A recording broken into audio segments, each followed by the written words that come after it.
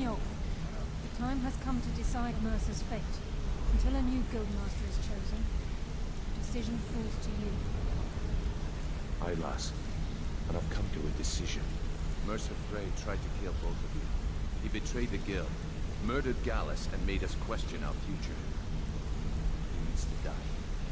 We have to be very careful, Brynjolf. Mercer is a nightingale, an agent of Nocturnal. And it's all true. Everything I heard in the stories. The Nightingales, their allegiance to Nocturnal, and the Twilight Sepulchre. Yes. That's why we need to prepare ourselves and meet Mercer on equal footing. Just outside of Rift, beyond the southeast gate is a small path cut up the mountainside. At the end of that path is a clearing, and an old standing stone. I'd ask you both to meet me there. I have some preparations of my own to make. I'll meet you at the stone.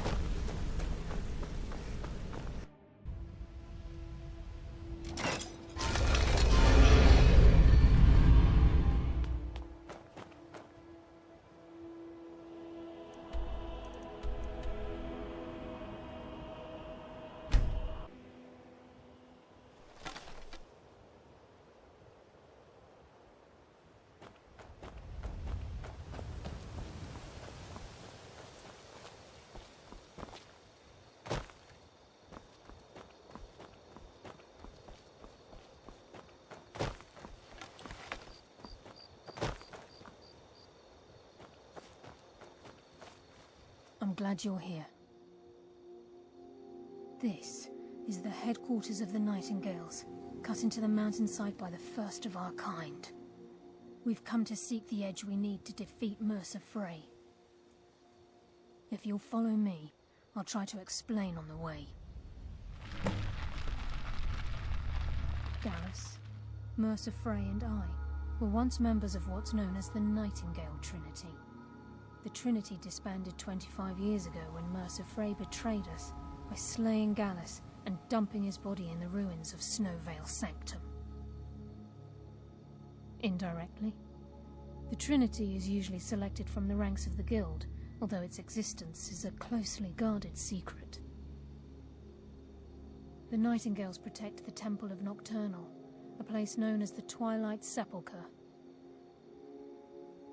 She's the mistress of night and darkness, and the patron of every thief in Tamriel.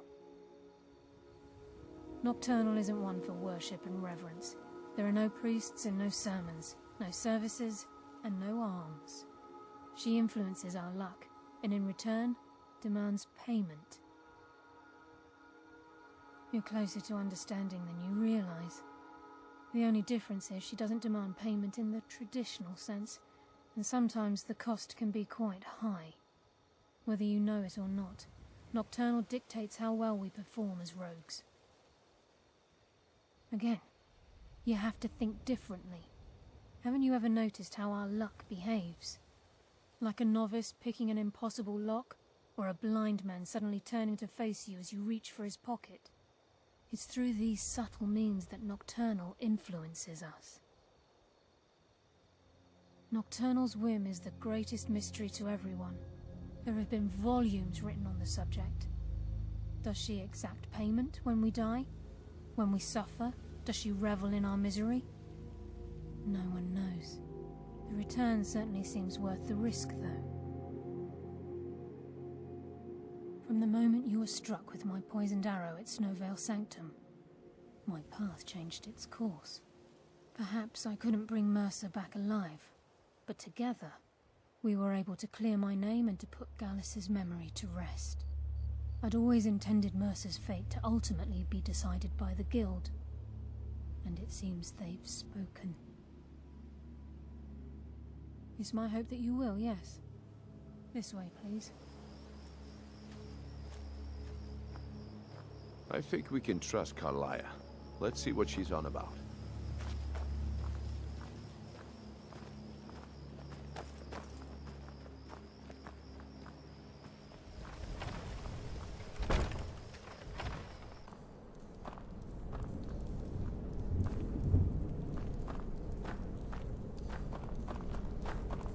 So this is Nightingale Hall. I heard about this place when I joined the guild. but I never believed it existed. The assumption that the Nightingales were just a myth was seeded within the Guild on purpose. It helped divert attention from our true nature. What's wrong, Brynjolf? I can almost hear your brow furrowing. I'm trying to understand why I'm here, lass. I'm no priest, and I'm certainly not religious. Why pick me? This isn't about religion, Brynjolf. It's business.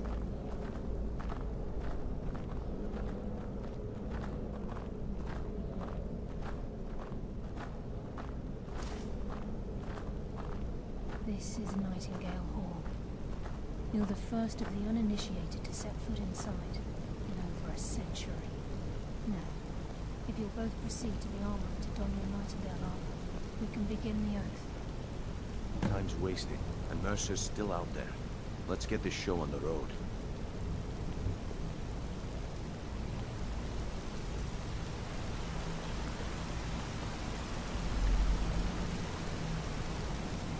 You appear hesitant to don your Nightingale armor. What's troubling you? Proceed down the hall to the gate when you're ready.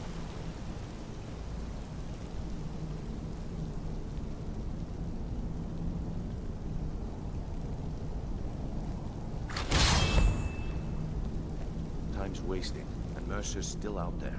Let's get this show on the road. Time's wasting. You appear hesitant Mercer's to still don out your there. Nightingale armor. Let's get this show on the road. What's troubling you?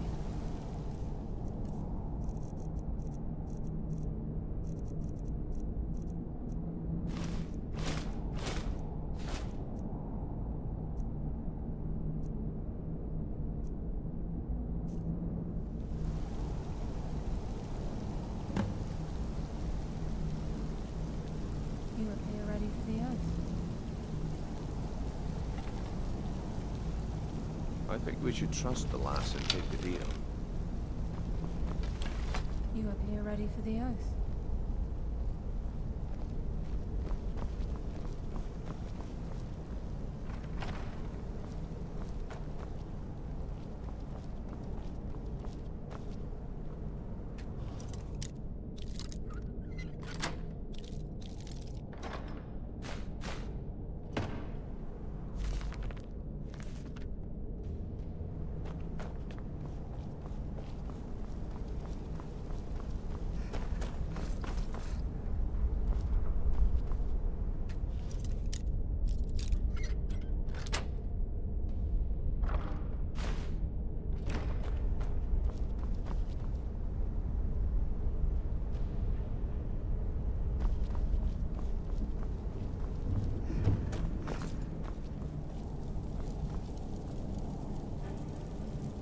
Okay, lass. We've got these get-ups on.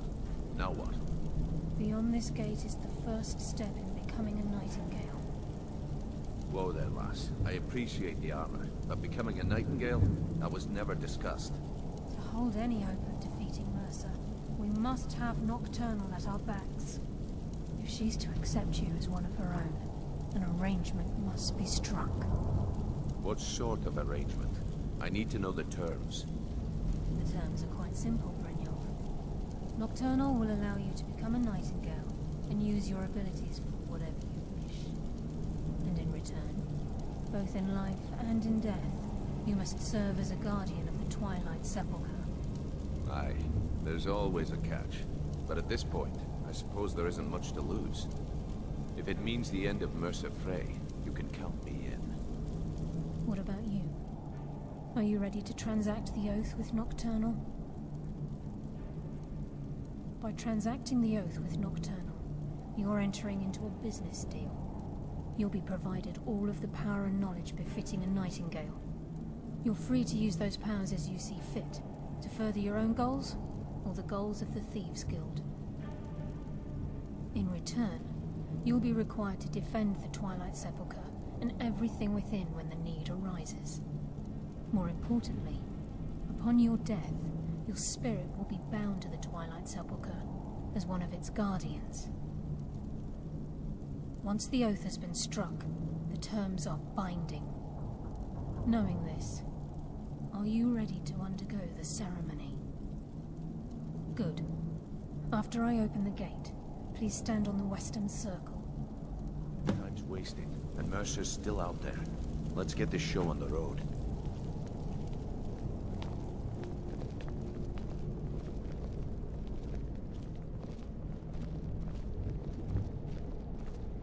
This is enough to make your head spin, eh? We'll speak when the oath is complete.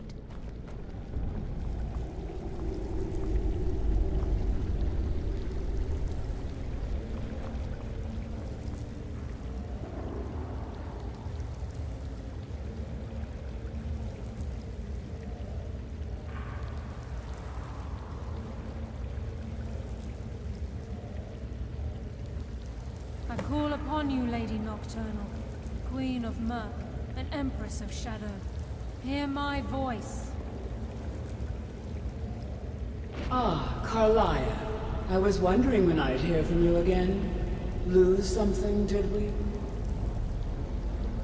My lady, I've come before you to throw myself upon your mercy, and to accept responsibility for my failure. You're already mine, Carlia. Your terms were struck long ago. What could you possibly offer me now?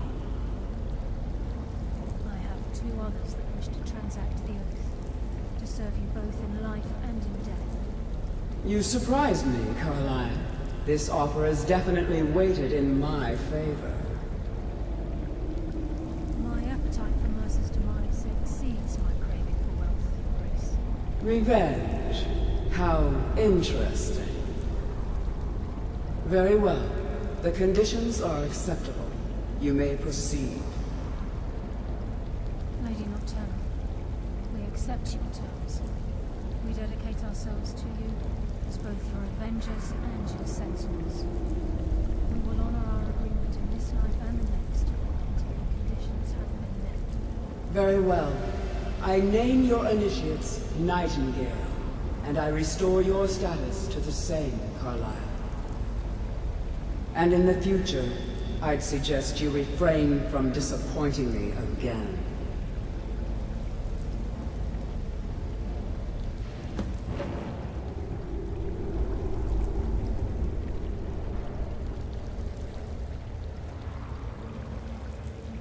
Now that you've transacted the oath, it's time to reveal the final piece of the puzzle to you. Mercer's true crime. Mercer was able to unlock the Guild's vault without 2 keys because of what he stole from the Twilight Sepulchre, the skeleton key. By doing this, he's compromised our ties to Nocturnal, and in essence, caused our luck to run dry.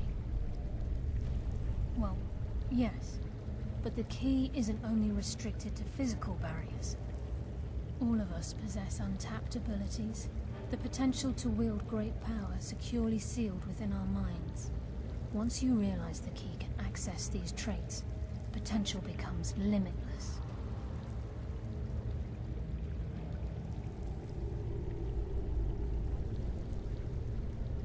I'm afraid that's impossible. If the key isn't returned to its lock in the Twilight Sepulchre, things will never be the same for the Guild. As time passed, our luck would diminish to the point of non-existence, and whether you know it or not, our uncanny luck defines our trade. Very true. In our line of work, it's quite rare we set out to return a stolen item to its rightful owner. Before we depart, Brynjolf has some business to discuss. I suggest you listen to him. Listen, lass. There's one last piece of business we need to settle before we go after Mercer. The leadership of the Guild. Listen, lass. There's one last piece of... Carlia and I had a long discussion before you arrived here. Thanks to your efforts, Mercer's treachery has been exposed. After we deal with him, all that remains is restoring the Guild to its full strength.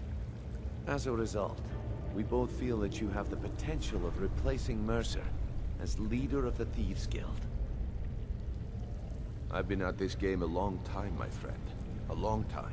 I've stolen trinkets from nobles and framed priests for murder. I'm good at what I do, maybe even one of the best, but it's all I know. I've never been one to lead, never desired it, never cared for it, don't want it.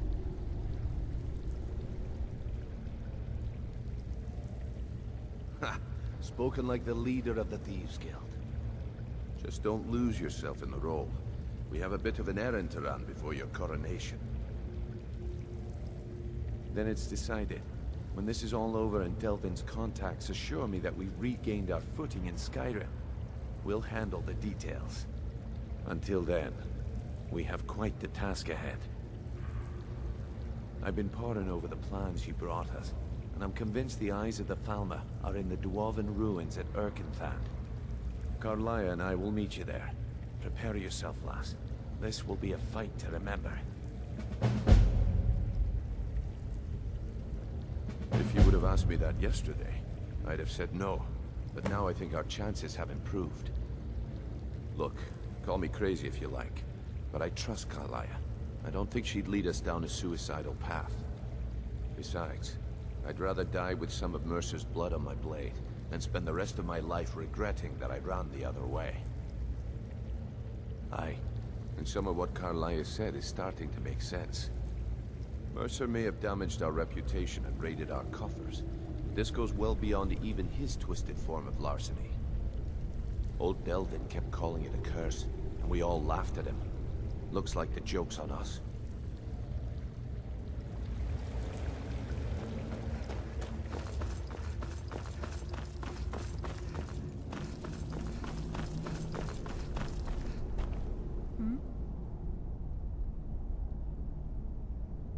Yes.